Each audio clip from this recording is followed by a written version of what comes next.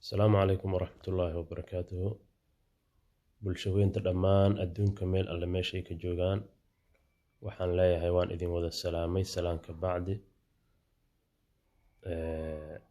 maanta waxaan rabaa laba shaqsi oo Soomaali ah oo madax ah aan rabaa inaan wax u sheego. waa kuwe labadaasi madax aan rabo inaan wax u sheego sida bulshaweynta ay ka dhergsan tahay. labadaasi qof waa macruuf waana la yaqaanaa. waxaa kula gudboon labadaas qof maanta sida aan ula hadli doono iyo sida aan u waanin doono in aad ila dhagaysataan. maxaa yeelay qofka bini'aadamka ah maanta uu adduunyadan ku nool waxaa la gudboonaa waxay tahay in uu walaalkiisa gardaran wax u sheegi karo, kan laga gardaran yahayna wax u sheegi karo. marka waxaan rabaa labadaas shaqsi maanta inaan halka kan idin soo dhigo oo aan idinla gorfeeyo oo fikradahooda iyo waxa ay markaasi ay damacsan yihiin iyo damacooda aan bulshada aan la wadaago. waa wax aan xaq u leeyahay wey.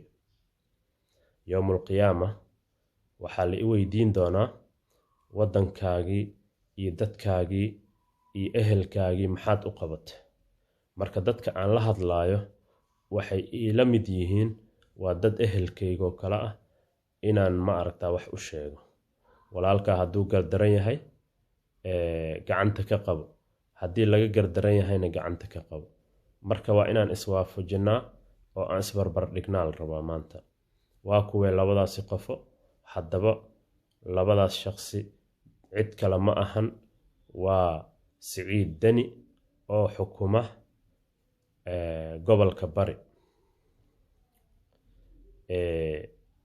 Puntland lagu magacaabo. ninka kale waa Axmed Madoobe dabcan asigana wuxuu madax u yahay dadkeen walaalaheen ah ee reer galbeedka ah ee Jubbaland lagu magacaabo. labadaas shaqsi maanta waxay ila muuqdaan laba shaqsi oo aad iyo aad fikradooda u qaldantay. bini'aadam waaye way qaldami karaan wayna gafi karaan. marka waxaa maanta ila gudboonaatay inaan u sheego in ay walaalahooda dhinac ka soo raacaan. maxaa yeelay gacmo wada jir bay wax ku gooyaan baa la yiri. madaxweyne Dani waxaad hoosta kaga jirtaa ama waxaad rufiyaan u tahay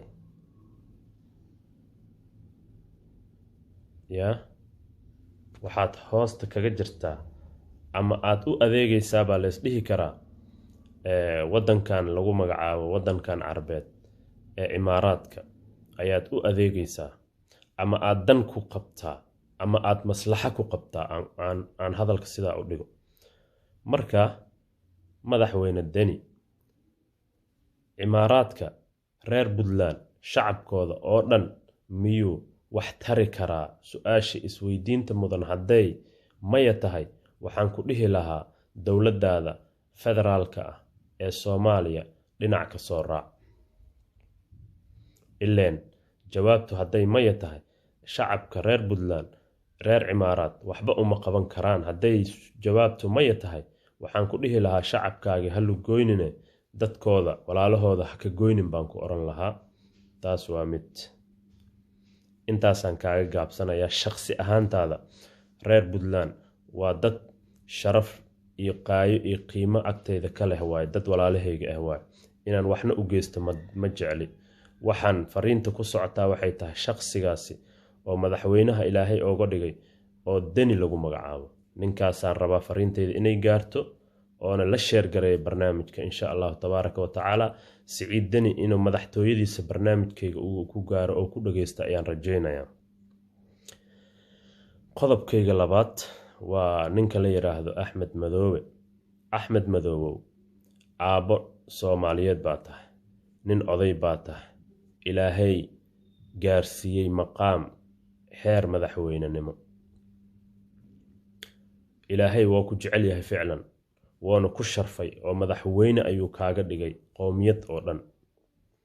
idan mar hadday sidaa tahay, Axmed Madoobe maanta ma waxaad ahayd inaad samaysid, inaad yacni u soo noqoto rufyaan adigana qoladan Kenyaatiga ah, dadkan Kenyaatiga ee kufaarta ah, inaad rufyaan u soo noqotid oo dan yar oo masaalix yar yaa aad ka fiirsanayso.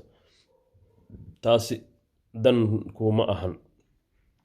bulshaweyntana way dabcan way ku aragtay reer Jubbaland dhammaantooda inaad khiyaanaysid, inaadan xal u haynin, inaa waddankooda burburinaysid. kullu daalik way garowsadeen oo way garteen, ma garatay.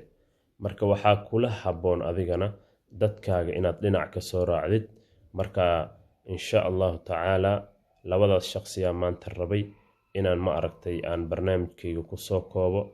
Axmed Madoobe beledkaasi dabcan dadkooda way ku naceen. waa inaad ma aragtay dowladda dhinac ka soo raacdaa oo xukunka iyo wanaagga iyo fikirka iyo saliimka ah aad wax la qaadataa, aad wax kula qaybsataa. marka sidaa weeye. marka labadaas shaqsiyaa maanta rabay inaan ka hadlo. mowduucana waa iska gaaban yahay. wassalaamu calaykum waraxmatullaahi wabarakaatu.